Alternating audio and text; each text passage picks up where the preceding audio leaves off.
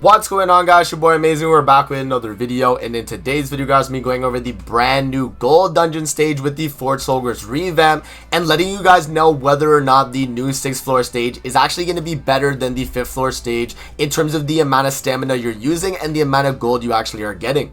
Before we actually hop into the video, make sure to subscribe to your boy Amazing. We are on the road to that 50,000 subscribers. If you guys haven't hit that sub button already, man, what are you guys doing? Definitely make sure to hit that sub button and help grow the channel. And with that out of the way, guys, let's actually talk about why the 6th floor might not actually be worth it for grinding versus the 24 stamina one, and we'll actually talk about all the things related to it. Alright, guys, so the first thing that I want to show you guys here on my tab right here, shout out to God Ellie on Twitter. He actually did make a post here kind of discussing, you know, the averages for stamina and the amount of gold you're actually getting per run on the new, you know, 30 stamina gold stage and the 24 stamina one in comparison. Now, as you guys can see here from this little graph, you can see that this is the amount of stamina, gold per stamina you're getting for the 30 amount versus the 24 stamina amount. So you guys can see here the total amount of gold per stamina is going to be 1,817.333 versus the 24 stamina one, which nets you a 1,848.75. So technically, and this is before the patch, so I don't want you guys to think that, you know, this is actually, you know, accurate right now. But pretty much this is before the patch that Global's gotten. So this was posted on June 5th right here. You guys can see this is actually predating the patch that happened where the gold stage actually is a lot more efficient. So you guys can see God Ali made another tweet about it, and this is actually literally today, and it says right here that the efficiency on the gold farming after the buff is actually a lot better. So this is before the buff, this is after the buff. So 1,817, now it's actually 2,135. Now as a global player, which one should you be doing, right? Like, is it, you know, optimal to still run this stage as a global player right now? In my opinion, guys, as a global player right now, do not run this stage. You know, as you guys can see here, and I'll show you guys on both versions of my game. We'll have JP and global open up here, but you guys can look at the amount of gold you're getting. This is post buff. So 70,000, 75, 80,000. Now let's actually look at global. 65,000, 70, 75. So you can see that the gold for this stage right here is just less, you know, on global right now than the JP one. And so global is going to be getting this update next week, so that actually will make this stage worth grinding for in terms of getting more gold per run. But the question is it worth grinding in terms of the actual fight itself? Is the fight worth grinding because of the, you know, the new difficulty, and is it that much harder? Now let's actually move over to global here and kind of talk about that specifically, guys. But the main thing that is a change from, you know, this stage right here versus the Dreyfus Fraudulent stage is the fact that the boss here is actually debuff immune.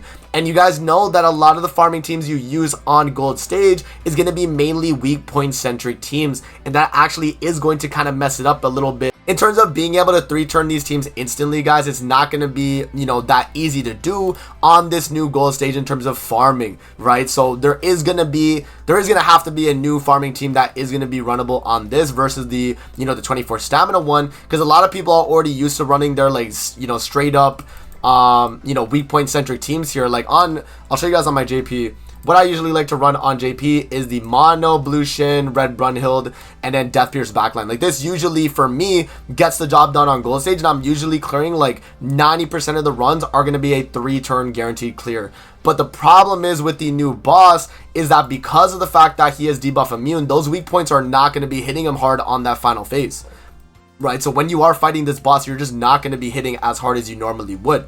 And so that's actually not going to make this stage optimal for a lot of people. And in my opinion, you know, if you don't have a really strong optimized team to be able to clear this, then you definitely want to still be grinding the 24 stamina one, even though you're going to be netting in a little bit less gold at the very end because of the, you know, after the buff, post buff pretty much, right? Alright, guys, so let's kind of talk teams here that actually do work in actually clearing this fight. Now, there is a team that is made for this specifically, and it's actually going to be the Tier Ragnarok Melee and, you know, a Queen Elizabeth or, you know, the Green Elizabeth team setup here. And the way this team actually works and what people used to run was Brunhild. So I don't know necessarily if Brunhild really changes it that much. And I might actually switch back to Brunhild just to see, you know, what the results are as well. But this team was a guaranteed 3 turn on the gold stage, and it wasn't necessarily a super weak point centric team. And the idea of this team though was that, you know, you would pretty much guarantee your ultimate for melee by the 3rd phase of the fight. And by then, you know, you'd be able to instantly kill the middle guy and you'd be good. So I actually do think that maybe, you know, so swapping Merlin out from the back could be a good idea. Or if Melee is getting his ultimate too quickly. And then if not, then we would have to do a kind of a different setup here. But I'll show you guys a run here with this team, and I'll show you what it is capable of if we do get the optimal run. So I am going to try in this manner, but I might actually move tier to the left here, and we'll see, you know, how that goes as well. But here, I'll let you guys see a run here on auto. Alright guys, so we are loading in the fight on auto right here. And so what's going to happen here, because we actually did get the tier top deck on the very left, I actually do think we are going to be guaranteed in actually clearing this in a 3 turn. The way this fight works in terms of getting a 3 turn is that you need to have a tier single target on this 2nd phase. And the main reason why is because this boss is actually a little bit too tanky, or this enemy right here, because the way the AI works is that it's going to use the Liz card and it's going to follow up with tier. And if tier is able to kill this guy in the middle on this 2nd phase right here, then you're good to go, because melee on the final phase is going to guaranteed ult and they're all going to die. So right here, as you guys will see, the boss loads up, and then Melee's going to drop his ultimate, and that's going to be a GG, because they're just going to instantly rip the ult, and yeah, I mean, that's going to be a guaranteed clear. So this is a very optimized team, and I don't necessarily think this team is as consistent, though, because there could be some issues where you don't get that extra tier card, and, you know, that could actually mess up your run a little bit. And so, you know, that's why, you know, farming this new stage could be a little bit risky, in the sense of like, okay, maybe you are getting those 3 turn runs, but maybe let's say you don't have a high duped Lost Vein, and you don't really have a character built, you know, like this. You don't really have this team kind of built. Then it could become an issue, right? And so, you know, that's why I feel like a lot of people can honestly just stick to the 5th stage right here, guys. And if you are going to be running the 5th stage, run a weak point centric team, because you know, and I'll show you guys here on the global version, if you actually look at the enemies here on the global version, none of the bosses are immune to, you know, debuffs or anything like that. So you can still, you know, have your debuff on the enemy and still be able to do it. So I'll show you guys a run here on my JP account on the 24 stamina gold stage. So let's actually do a run here, and we'll show you guys the similarities, I guess, in terms of the speed. But yeah, I mean, it really does depend though, right? Like if you're running a very optimized team, feel free to run the, you know, the 6th stage of the gold dungeon. But if you're not able to run that setup that I just showed you guys right there, and it doesn't actually happen where you get that tier card as well, like that might be, you know, not really worth it in terms of the grand scheme of things, right? In terms of getting all the gold, because, you know, maybe your runs are going to be a lot longer than, you know, farming this stage, because that math that I showed you guys earlier in the video is assuming you clear both in the same amount of time. It's not you know, including the amount of time that you would clear if you were clearing guaranteed in 4 turns, let's say. But it's all, you know, calculated in the 3 turn runs that you are doing. And so as you guys can see here, this is kind of what the runs, you know, do look like for the most part. As long as you get a top deck weak point, which you have 1 weak point on every character on the team, it's going to be very likely that you're able to get the kill here. And the AI always prioritizes a weak point skill. So because we did get a weak point right there and the rank 2, it's going to follow up with the rank 2s right there. So we do the AoE with Shin. And as you guys see right there, and then we get the follow-up single targets to finish off Dreyfus and the other enemy that did live. So this is another guaranteed 3-turn clear setup, guys, and I do like to run this on the Dreyfus Fraudulent stage because it is that, you know, there is debuffs that you can apply and you're able to do that. So obviously this is going to change depending on the setup you are running, and, you know, if you are grinding the stage or not. But in conclusion, guys, after everything that we've kind of talked about here, is it worth grinding the new 6th floor of the gold dungeon?